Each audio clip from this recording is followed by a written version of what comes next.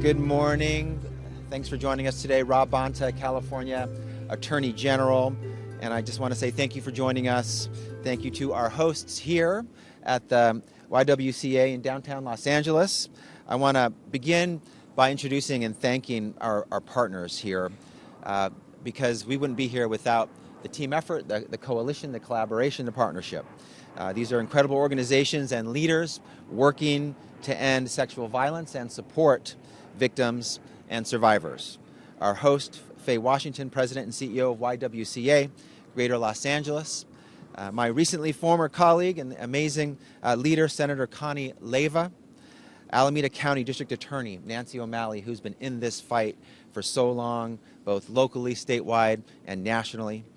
Natasha Simone Alexenko, survivor, Natasha's Justice Project, Voice Amplified, and Ilse Connect, Director of Policy and Advocacy for Joyful Heart. You'll hear from each of our incredible partners who helped get us to today's announcement. I also want to acknowledge the talented public servants we have at my office, the California Department of Justice, who spend their days securing justice for victims and survivors at every stage of the criminal justice and healing process. Thank you to members of our Victims Services Unit and our Bureau of Forensic Services. Thank you to Maggie Krell, Special Advisor on Survivor Policy and Advocacy. And thank you to Dr. Sarai Crane, who I will introduce shortly. We're here today to announce a critical new initiative, as well as a new position to support victims and survivors. This announcement is unfortunately direly needed. Every 68 seconds in the United States, someone is sexually assaulted. 1 in 5 women experience a rape during their lifetime. To help law enforcement secure justice, a survivor may choose to undergo a forensic medical examination to collect evidence. In 2021 alone, California's public crime labs completed DNA analysis on more than 5,900 sexual assault evidence kits statewide. Alarmingly, however, according to a 2020 audit primarily focused on kits collected prior to 2018, there was a reported total of nearly 14,000 untested sexual assault evidence kits at the local level across California. That is 14,000 too many. Victims and survivors should never be left in the dark. These kits should not only be processed timely, survivors deserve to know the status of their kits, and that is why we are here today. Today we are announcing our next steps to support survivors of sexual assault. First, the California Department of Justice is launching a new online portal to allow survivors of sexual assault to track the status of their sexual assault evidence kits. And second, the DOJ has hired the state's first ever sexual assault evidence outreach coordinator, Dr. Sarai Crane, who will work directly with law enforcement, with medical facilities, and other partner organizations to support local efforts to timely track and process sexual assault evidence. She represents the priority, the commitment, the significance, the importance of making sure that we have no backlogs and that sexual assault evidence kits are timely processed. These new initiatives aim to clear the backlog of sexual assault evidence at the local level, ensure timely processing of sexual assault evidence, and increase transparency and access to information for survivors. The new portal, launched as a result of the passage of Senator Connie Leyva's SB 215, thank you, Senator, is an easy-to-use tool live now at kitstatus.doj.ca.gov that enables survivors of sexual assault to privately, securely, and electronically track the status and location of their sexual assault evidence kit.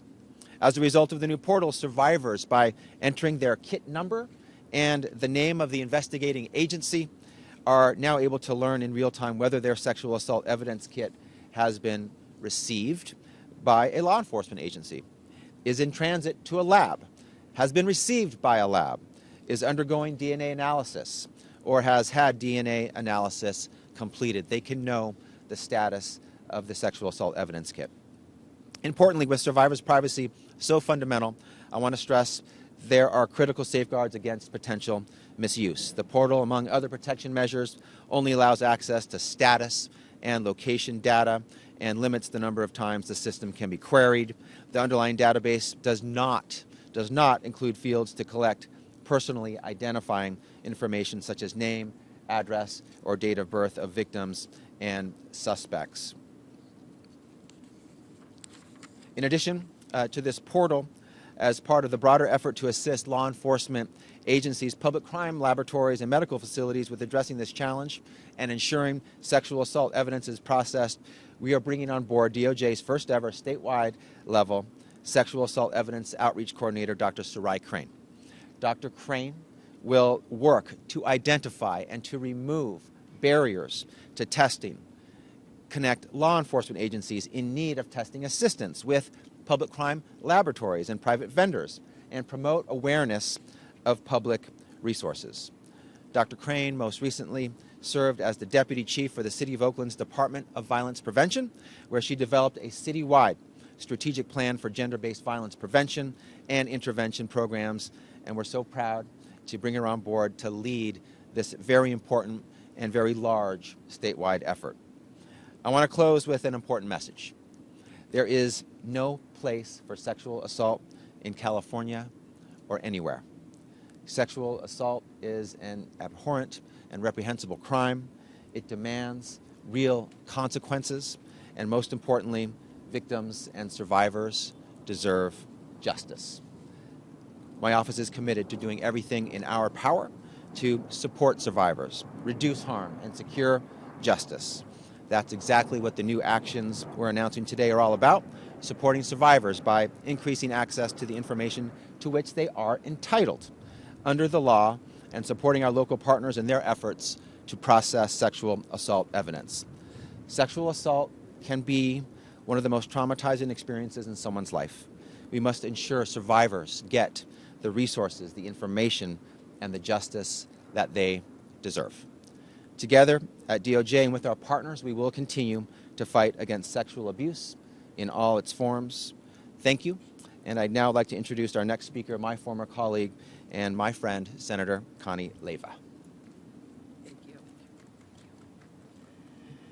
Thank you, Attorney General Bonta. Good morning. I'm Connie Leyva, State Senator representing Senate District 20. Even though this is a grave and serious issue, I'm so excited to be here with you today because we never know what is going to turn a victim into a survivor. We think that SB 215 will help turn victims into survivors. It's a pleasure to join Attorney Bonta and other local, state, and leaders and advocates today as we announce this vital step forward to empower rape survivors. We know that rape is not about sex. We know it's about control. 215 is about helping victims become survivors and take control back. As the author of 215 that was signed into law just 1 year ago, I firmly believe that this portal is long overdue, and we now in California join over 24 states who do just the same thing. You heard also that there will be a statewide sexual assault evidence outreach coordinator. This is huge to make sure that survivors have a place to go. I find it absolutely unacceptable that until now, rape survivors have had to contact law enforcement agencies by phone or in person to find out where their rape kit is and the status. As one survivor told me when we were working on this bill, I don't have to call that disinterested detective anymore. Again, we're giving control and power back to the person who was raped. Until now, this has not been something that a survivor could do. It's a very sensitive issue, and it has not always been private. Now it will be private. Anyone who has undergone a rape kit exam will tell you the entire process is long and it's invasive. It happens soon after the survivor has undergone an experience that is more traumatic than any of us may ever know. I very much appreciate Attorney General Bonta's partnership with Team Leyva on this effort, as well as our terrific and dedicated coalition of SB 215 sponsors, District Attorney Nancy O'Malley, who will be up next, Joyful Heart Foundation, and Natasha's Justice Project. We couldn't have done any of it without them. And last but certainly not least, I would like to thank the countless supporters who took time out of their busy lives and testified in committee, tweeted, traveled, wrote letters, talked to legislators, and spoke out about the critical need to make this online portal a reality. Thank you to all of them, and thank you to all of the victims who have become survivors and made this possible. Thank you again to our District Attorney Bonta. And now I would like to introduce my friend, someone who's worked with us on many of these issues, District Attorney O'Malley from Alameda County.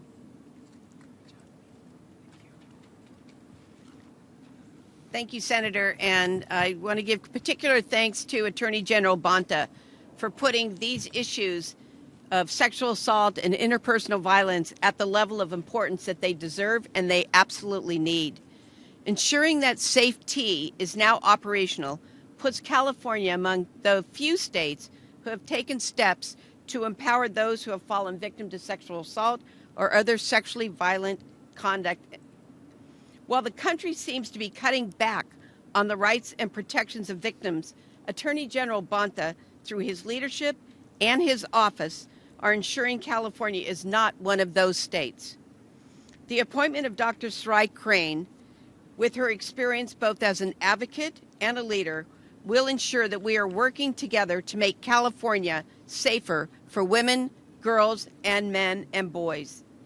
I have worked closely with Dr. Crane for several years and knew of her well before we started working together. She is a strong leader, a brilliant leader, and a compassionate woman who has supported thousands and thousands of women who have been victimized or marginalized. My journey started in this area in the 70s as a rape crisis volunteer.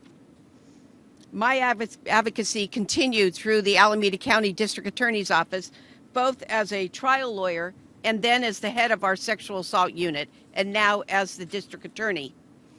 DNA was just evolving, and my office tried the first DNA case, which went all the way to the California Supreme Court to determine whether or not this was a viable science.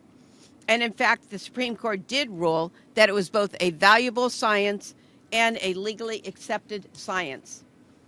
Along with my trial and advocacy work, I've had the honor of writing bills and working with legislators and the legislature to enhance the rights and protections of victims of crime and other significant statutory changes. The first bill I had was in 1990, which involved changing the courtroom around when children were testifying, so it was not so intimidating. But I will tell you that it's been my greatest honor to work with Senator Connie Leyva. She's been a pillar of strength through the Women's Caucus, through her own legislation. She's had the firm commitment and the strength of character to move forward even on controversial or less popular public policy, such as making mandatory testing of rape kits and other important issues that Senator Leyva has put forth that have now become law in California. It is she who has reinforced the empowerment to those who have been sexually assaulted and for that period of time stripped of all choice of what they're doing and how they are being treated. Knowledge is power, and power brings healing. Now that SAFE-T is operational, survivors can track the progress as Attorney General Bonta said. Survivors can track the progress of their own kit, including that the kit has actually been entered into SAFE-T and is moving forward through its evaluation and testing. The enforcement and being processed by the crime lab in a statutorily appropriate amount of time, not 15 years later, not 30 years later, not 2 years later, but within 120 days of the receipt of the kit. I am very proud to stand with Attorney General Bonta, with Senator Leyva, and with my colleagues, Natasha from Natasha Justice Project, and with Ilsa from Joyful Heart, who have been going around the country ensuring that other states and communities have the same opportunities to create laws as they have helped us do here in California. These laws touch, unfortunately, thousands and thousands and thousands of victims every year. I also just want to take a moment and thank the YWCA of Greater Los Angeles under the leadership of Ms. Washington and friends that I haven't seen in a while that we've been working on this stuff forever. This organization that has been around for more than 100 years has really touched the lives of millions of children, women, and families. So many programs they've created that support women and their children and their families. It has given powerful focus in addressing racial justice and public policy, and through its programming, helping women and families, and especially children, find that solid pathway to move forward, to be successful, to be proud in their endeavors, and to find happiness. Everything we are talking about here demonstrates the commitment to and the caring for our California communities. I thank you again to Attorney General Bonta and to Senator Leyva and to all of the partners that have helped make safety a reality for victim survivors of sexual assault. Thank you. And now we will hear from Faye Washington.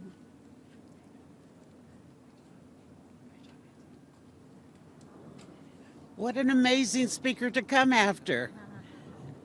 But I will do my best. I am so overwhelmed. I got some little notes here. If I don't get to them, don't hold it against me. Because I've heard some words here today that senses a spirit of emboldenment in what it is we do. But more importantly, it tells us what we have done right. Because you see, our mission is the empowerment of women, the elimination of racism. And today, Attorney General Bonta, Connie Leyva, Maggie, thank you. I have not worked with you. I have worked individually with these two ladies. And I didn't know we were working on such a powerful team.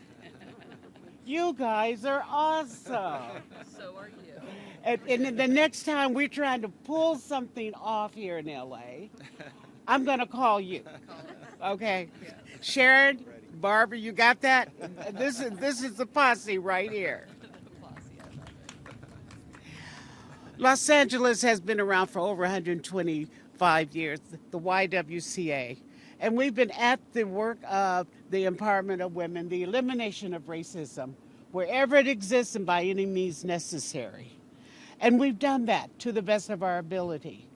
We are perhaps, I think, the largest sexual assault provider in LA and this county, this whole entire area, probably in our national body.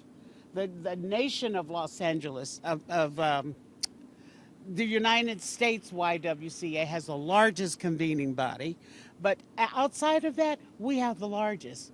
We're in 3 distinct areas within Los Angeles. We're also on 2 college campuses, the college campus of Cerritos College and the college campus of USC. And there's no shortage of work there. In fact, if we had the dollars, I don't know how you can help me on that, but I thought I'd put it out there. If we had the dollars, we could open 4 more facilities right today.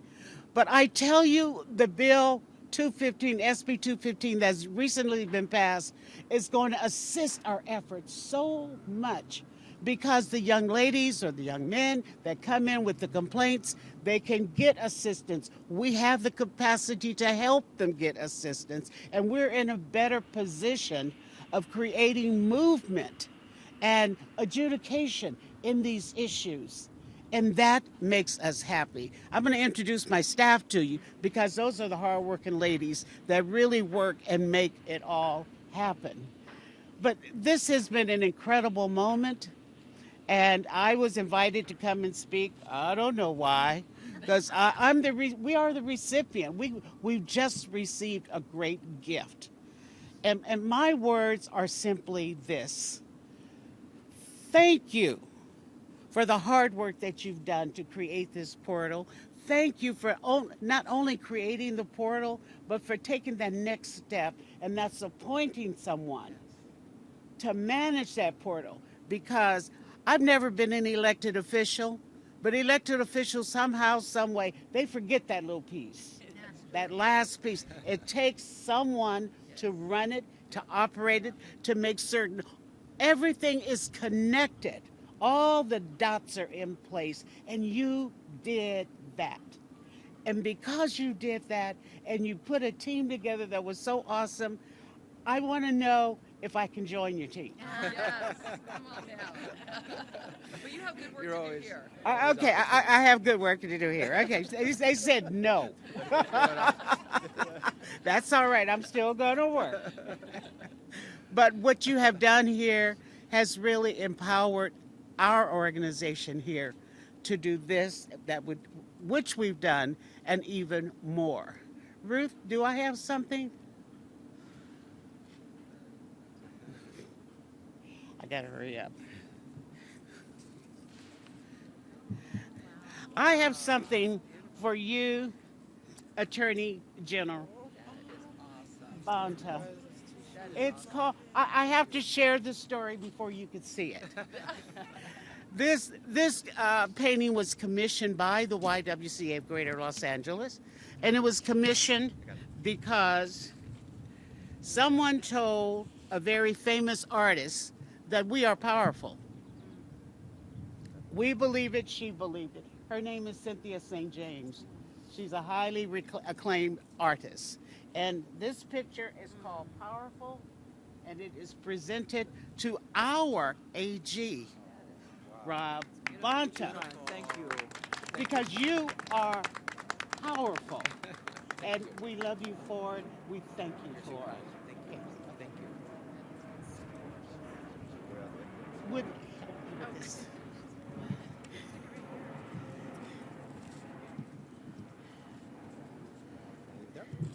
okay. Tasha?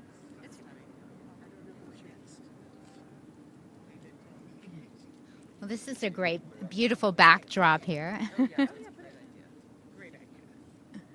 That's why he's the Attorney General. He's got great ideas.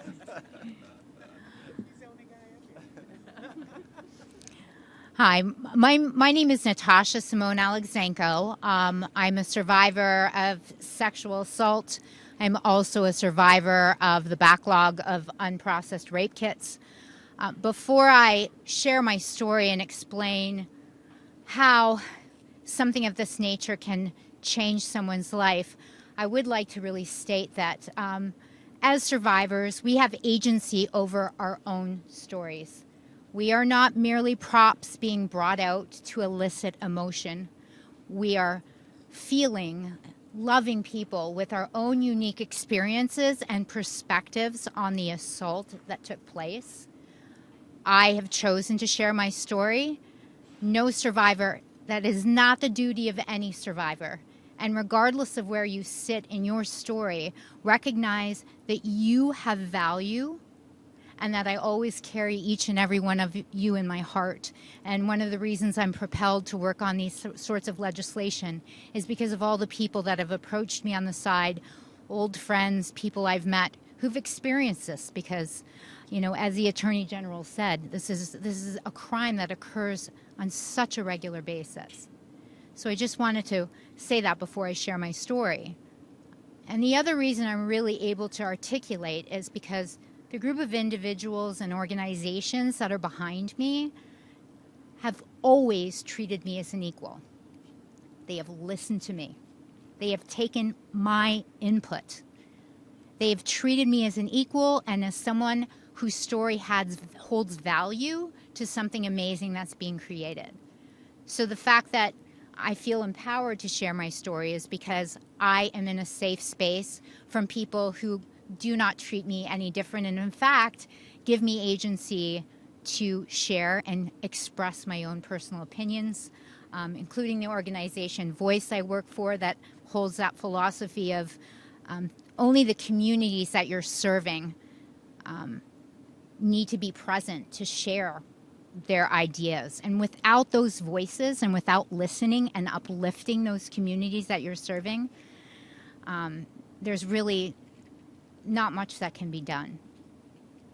So I appreciate that I've always been treated as an equal, and I've learned and admired and respected so much the courage that all of you have shown behind me. This is a gigantic endeavor.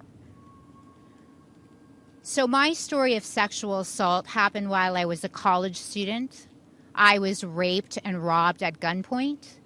To say that it altered my trajectory is a huge understatement. You know, my initial instinct after the assault was to take a shower. My roommate at the time said, "We've got to get you to a hospital. You have to have a sexual assault evidence kit collected because your body is a crime scene.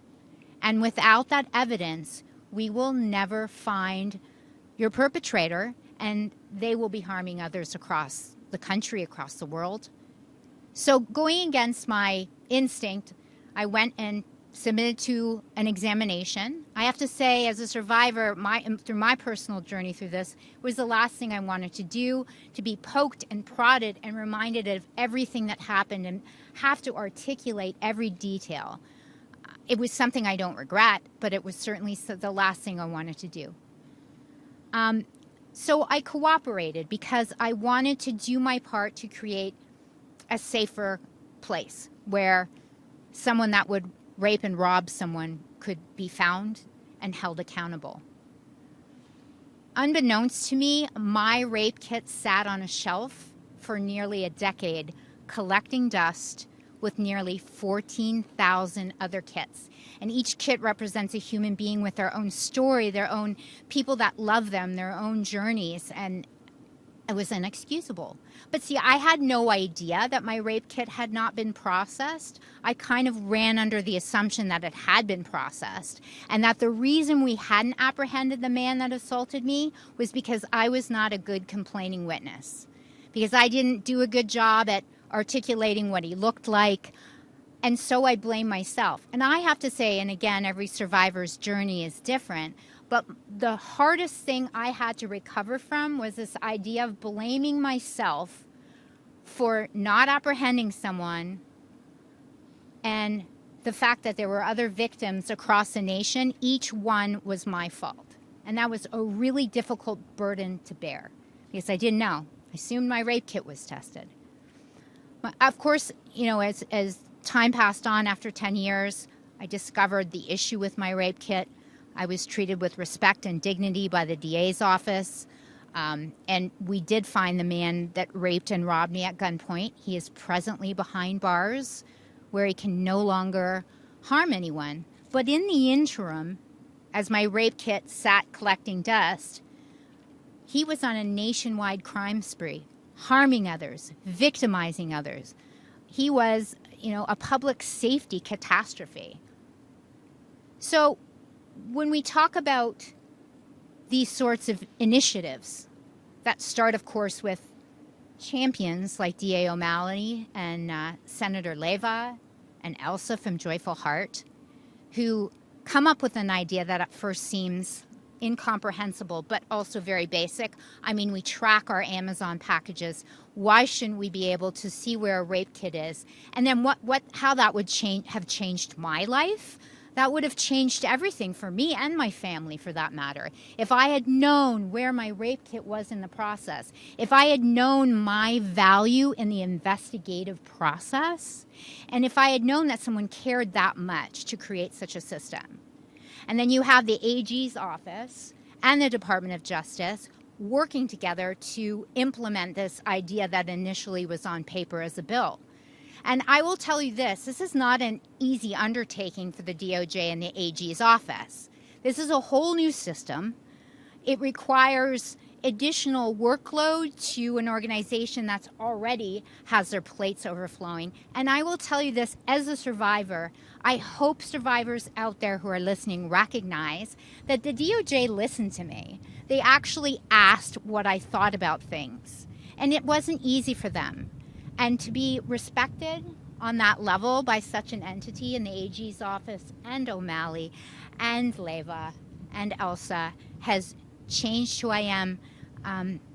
Nancy, I believe you spoke, and Senator Leva, about the difference between a victim and a survivor. And the journey is complicated and difficult. It's not a straight trajectory, but all of these things along the way, again, especially being surrounded by incredible people, and it's a rarity to find lawmakers, elected officials, and organizations, including this YWCA, who are altruistic, who care, don't take no for an answer, and most importantly, listen to their constituents, even if it's not the easy thing to do, even if it's not the thing that's going to get you all the accolades and the appreciation from the general public or the votes. And that has not only changed me as a survivor, but as a woman and a person. And I hope that we can just replicate who all you are and just kind of move forward throughout the country. I mean, that's the dream, is to just constantly be your cheerleaders so that others will pick up the mantle and continue on this great work you're doing. So again, I'm honored. I'm humbled to be here. I am so happy for survivors in California for this. It's a small step. There's a ways to go. This is not the end. It's not the beginning either, but it's a tremendous step, letting you know that you matter. Your stories matter, and you are part of a multidisciplinary team that brings justice, and you're a part of that team. So I'm honored to be here, representing my organization Voice, and all of these amazing people I'm humbled to be standing in front of. And thank you all very much.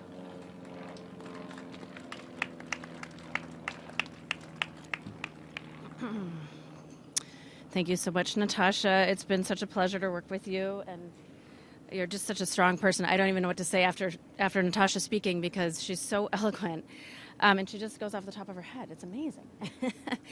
I'm Ilsa Connect. I'm the Director of Policy and Advocacy for the Joyful Heart Foundation. Joyful Heart Foundation was founded by Law and Order SVU actress and advocate Mariska Hargitay. And in 2010, we made eliminating the nation's rape kit backlog our top priority. Since 2014, we and our partners here have been working to identify the true scope of the untested rape kit backlog in California since 2014. We sponsored AB 3118 in 2018 with then Assembly Member David Chu that mandated an inventory of untested kits, but still, years later, we still do not have a number. In fact, in the report in 2020 that came as a result of that inventory, only 149 agencies out of 708 sent their numbers in. No medical facilities complied with the inventory. So even yet at that point, we found almost 14,000 untested rape kits. And as Natasha spoke about, what is so important, and I'm just kind of glad to come at the end and wrap this up and say, is that we have to remember, like Natasha, every single one of these kits sitting on a shelf represents a person who has gone through the most terrible experience that they probably will ever go through in their life. And like Natasha, has done everything that society asks them to do. Report the crime, not take a shower when that's the first thing they want to do, have evidence collected in an invasive and uncomfortable 4 to 6 hour examination that, in the best of circumstances is not an easy task. And only to be ignored and their kits shelved. It's often case closed before it's even open. So we owe it to survivors to do better here in California and across the country. And to communities, because we heard Natasha's, the offender, was a one-man crime wave. And we see this over and over and over again across the country when we take these old kits off the shelves and test them. Some of these offenders are operating with impunity for decades. They're not only committing sexual assault, by the way, they're committing all kinds of crime. Anything from carjacking, theft, burglary, domestic violence, child abuse, homicide. They're not specialists, and they don't stop until they're stopped. So we're so thankful to the AG for creating this important position that will focus on ending the backlog once and for all in California. And what's more, the new online portal is so key to helping victims heal. Again, you heard it from Natasha. Survivors want and deserve information about their rape kits. It is central to their healing and their well-being, and not having access to information is actually detrimental to their healing. These two achievements tell survivors that what happened to them matters and that they matter. So I want to thank Attorney General Bonta for these survivor-centered steps, and for all of our partners here, DA O'Malley, Senator Leyva, Natasha's Justice Project.